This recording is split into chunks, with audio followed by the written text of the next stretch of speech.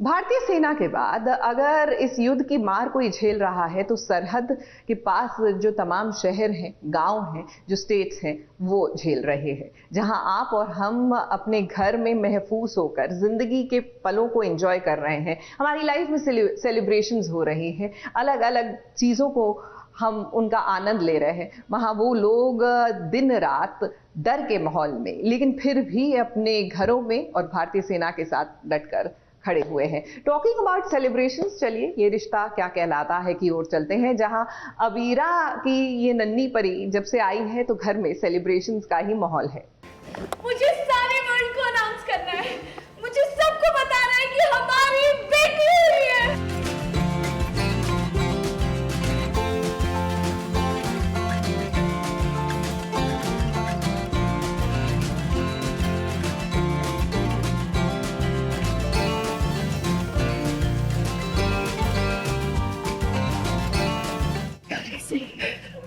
जैसी हमारी बेटी।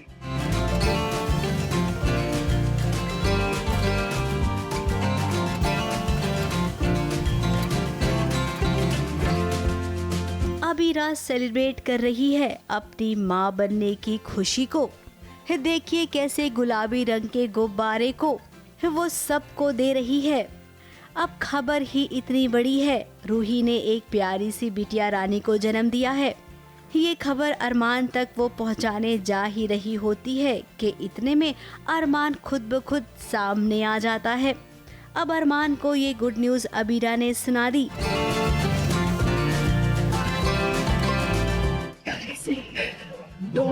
हमारी बेटी। इतनी अच्छी खबर सुनने के बाद अरमान चाहता है अपनी बिटिया रानी से मिलना। ये पल अरमान अबीरा के लिए बहुत ही भावुक है।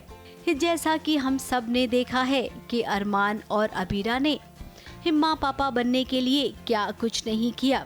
सारी उम्मीदें वो छोड़ चुके थे। ऐसे में उन्हें एक रोशनी की किरण नजर आई। अबीरा ने जो फैसला लिया था रूही को सरोगेट मदर चुनने का, वो एकदम सही साबित हुआ। आज अरमान, आप इस बात को मानते हैं ना? हमारी बेटी हुई है। अबीरा खुशी से फूले नहीं समा रही है, वो बलून लिए घूम रही है, फूल फूल के सबको दे रही है, बलून चॉकलेट्स बांट रही है, सब में बहुत ज़्यादा खुश है। और है भी बहुत बड़ी खुशी की बात, इतने मुश्किल के बाद में बच्चा हुआ है, बेटी हुई है, तो बहुत ज़्यादा खुशी महसूस हो रही है। तब अरमान यहाँ नहीं होता है और जैसे ही बांटने लगती है फिर उसकी नज़र अरमान पे जाती है, अरमान सुन लेता है, अरमान को रियलाइज़ होता है वो और अबीरा, फिर उन दोनों के बीच में एक इमोशनल मोमेंट होता है कि इतने वक्त से हमने इंतज़ार किया था इस चीज़ का, इतने वक्त से हमने इंतज़ार किया था कि कुछ अच्छा होगा और अब हो रहा है ऐसा। अपनी बेटी को देखने के लिए अरमान रूही के पास आया है। देखिए ये कैसे अपनी नन्ही परी को गोद में लिया उसने। लेकिन ये क्या, यहाँ पर तो बहुत बड़ा ट्विस्ट आ गया है।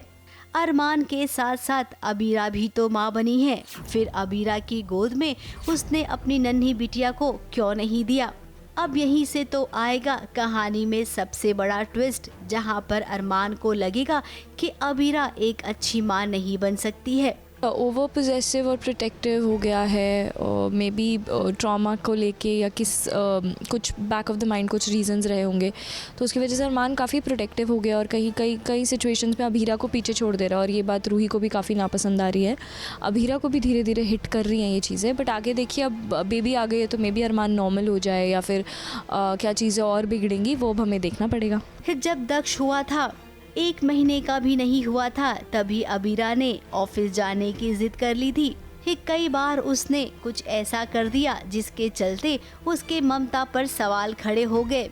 तो अरमान को यही डर है कि अगर अब भी अबीरा ने कुछ ऐसा ही किया, अपनी फैमिली लाइफ से ज़्यादा अगर उसने प्रोफेशनल लाइफ पर ध्यान दिया, तब क्या होगा? उसकी बेटी का ख्याल कौन रखेगा? इसीलिए अरमान अब ऐसा कुछ करेगा जिससे ना अबीरा को बहुत तकलीफ होगी।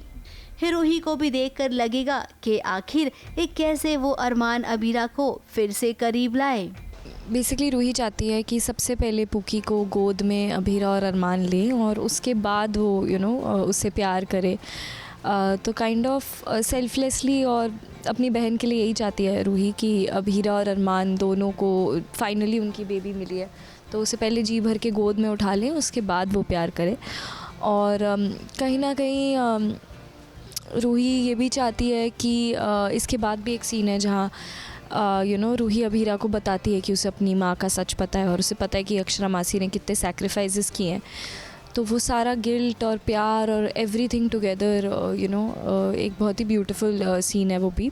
तो या अब रूही अपनी बहन अबीरा की खुशी के लिए बहुत कुछ करना चाहेगी, लेकिन सवाल ये उठता है कि क्या वो कर पाएगी।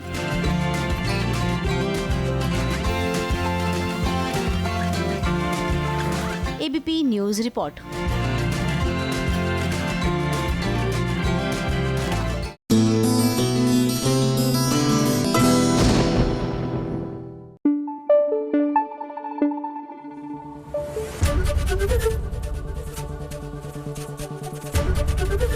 एबीपी न्यूज़ आपको रखे आगे।